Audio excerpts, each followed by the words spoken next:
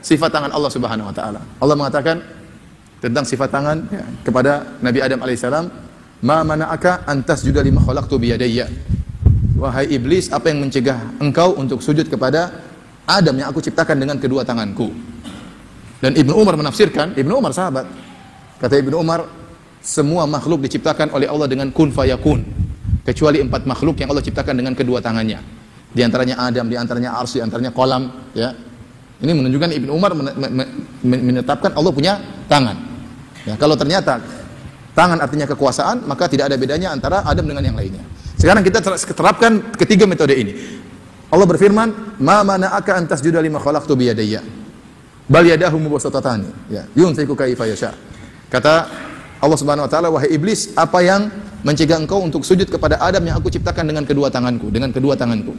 Dalam ayat yang lain kata Allah, "Bal yadahu mubsatatan." Bahwasanya kedua tangan Allah terbentang.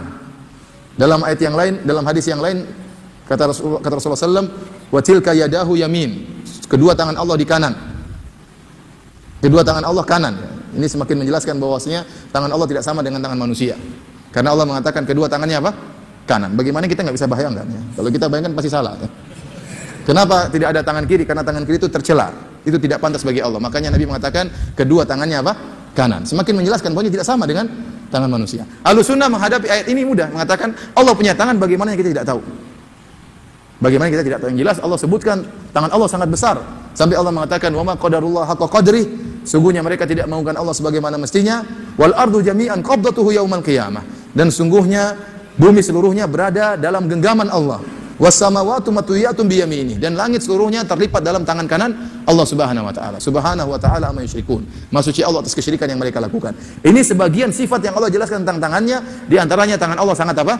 Besar, sehingga bumi dalam genggaman tangan Allah Subhanahu wa taala, langit-langit dilipat dengan tangan kanan Allah Subhanahu wa taala. Ahlussunnah selesai. Nabi Adam mulia, spesial, kenapa diciptakan dengan kedua tangan Allah. Nah, sekarang kita masuk kepada ahlu ta'wil. Ahlu ta'wil, bagaimana mereka mensifati ayat ini? Kata mereka, oh tangan, enggak boleh, tangan itu syirik. Kalau bilang tangan berarti sama seperti menyamakan Allah dengan apa? Makhluk. Ini sudah kita bantah ya, saya sudah awal di pengajian seri pertama saya sebutkan tentang perkataan para salaf. Ini sekarang seri keempat ya. Nanti diputar lagi seri pertamanya. Saya sudah sebutkan, jadi bagaimana salaf mengatakan, kapan dikatakan syirik? Kalau kita bilang tangan seperti tangan. Tangan Allah seperti tangan makhluk, itu baru syirik, menyamakan Allah dengan makhluk. Kalau kita mengatakan pendengaran Allah seperti pendengaran makhluk, itu baru syirik. Kalau kita mengatakan penglihatan Allah seperti penglihatan makhluk, itu baru apa? Syirik. Kalau kita bilang kekuatan Allah seperti kekuatan makhluk, itu baru syirik. Tapi kalau kita bilang kekuatan Allah tidak sama dengan kekuatan makhluk, itu bukan syirik. Justru itu pengagungan terhadap Allah Subhanahu wa taala. Kalau kita mengatakan pendengaran Allah tidak sama pendengaran makhluk, maka itu pengagungan terhadap Allah Subhanahu wa taala. Makanya kita mengatakan Maha mendengar, Maha melihat, Maha kuat, ya. Kalau kita mengatakan tangan Allah tidak sama dengan tangan makhluk, justru itu pengagungan terhadap Allah Subhanahu wa taala. Kenapa ente tidak terima? Allah bilang Allah punya tangan, kenapa ente protes? Tuhan mengatakan saya punya tangan, oh enggak Tuhan, kau tidak punya tangan. Saya punya tangan menciptakan Adam, oh itu bukan tanganmu. Jadi dia protes terhadap Allah Subhanahu wa taala. Allah bilang dalam Al-Qur'an punya tangan, Nabi bilang Allah punya tangan, dia bilang enggak, Allah enggak punya tangan. Oh itu maksudnya Tuhan, maksudmu begini, maksudmu begitu. Jadi sekarang ahli takwil bagaimana menghadapi ayat ini? Kata mereka tangan artinya kekuatan. Tangan artinya apa? Kekuatan. Kenapa? Dalam bahasa Arab tangan juga sering digunakan sebagai apa? Kekuatan. Ya.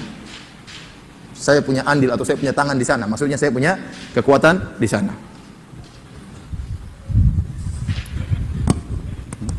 Oh ya.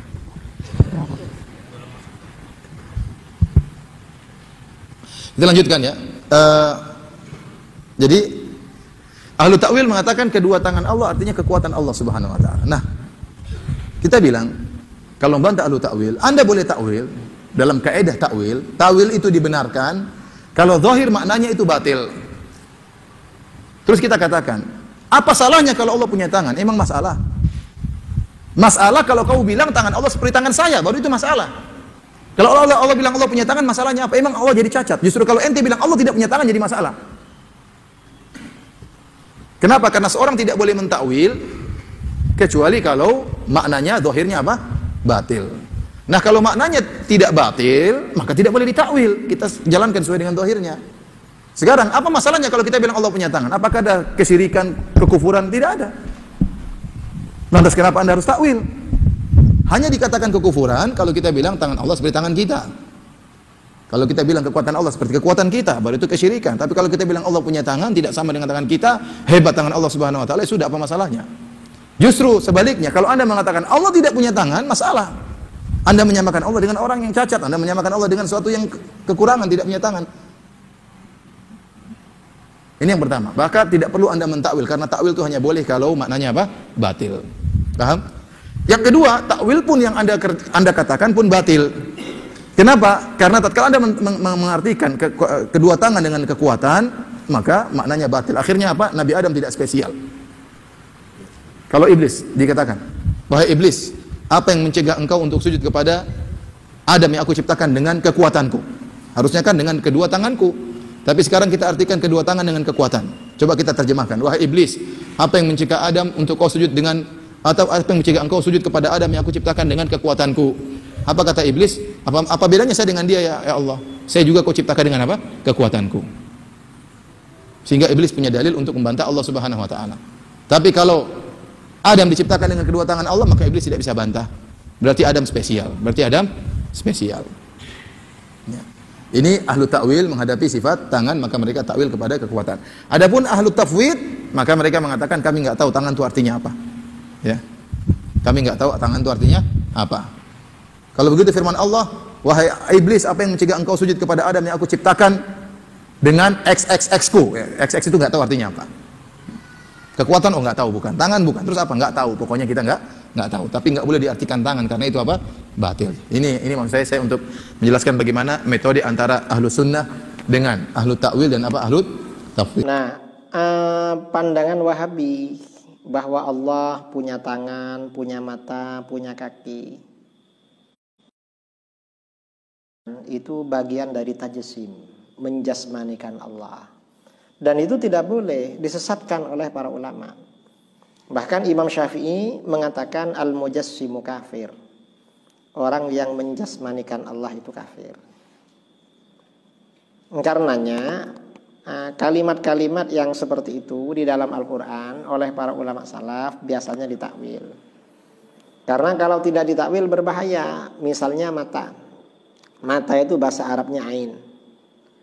Di dalam Al-Quran lafadz ain ya, yang disandarkan kepada Allah itu ada yang berbentuk mufrad, berbentuk tunggal. Walitusna'a ala aini. Jadi ketika Nabi Musa dibuang oleh keluarganya ke Sungai Nil, dirawat oleh Siti Asiyah ya, istrinya Raja Fir'aun. Walitusna'a ala aini. Ini dan agar kamu diperlakukan atau dirawat ala aini, pada mata saya. Ini maksudnya bukan mata artinya dalam penjagaan Allah, ditakwil. Kalau ini ain yang berbentuk mufrad, ada yang berbentuk jamak, yang berbentuk makna banyak. Wasna'il fulka bi'ayunina, dan buatlah perahu bi'ayunina, di dalam beberapa mata kami. Cuma oleh para ulama ditakwil, maksudnya dalam bersama penjagaan kami. Mengapa ditakwil? Kalau gak ditakwil bahaya. Kan gak mungkin Nabi Musa itu dirawat di dalam mata Tuhan. Karena Nabi Musa kan ada di istana Fir'aun. Nabi Nuh gak mungkin membuat perahu ada di dalam mata Tuhan, gak. Karenanya, dan ini antara bentuk tunggal dan jamak. Ini kalau ditanyakan pada Wahabi bingung. Wahabi, kamu bilang Tuhan punya mata. Mata Tuhan berapa? Kalau bilang satu, karena walitusna ala ini, ya kok cuma satu matanya. Alangkah jeleknya Tuhan. Kalau mereka bilang matanya banyak sekali karena ini bentuk jamak, jelek juga. Ini karenanya oleh para ulama ditakwil, ini berarti ayat mutasyabihat. Mengapa? Memberikan kesan yang jelek, yang tidak bagus, yang salah. Ini perlunya takwil di dalam masalah ini. Atau iyad juga begitu ditakwil. Karena kalau tidak ditakwil menimbulkan kesan pengertian yang salah, yang fatal. Oleh para ulama ditakwil.